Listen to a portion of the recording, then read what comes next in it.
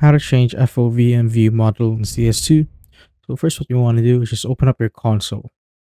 Now once it's opened up, just type in Viewmodel, FOV, and set it to between 56 and 68.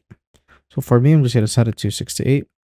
As you can see, my Viewmodel moved, or my FOV moved. Now I'm going to change my Viewmodel offset. So just type in Viewmodel,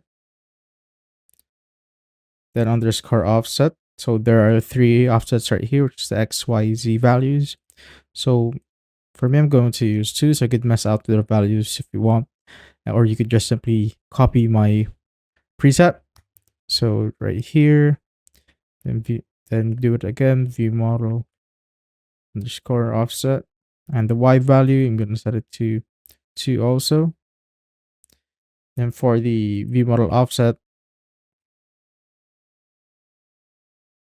view model underscore offset, the last one, which is Z value, I'm going to set it to -2.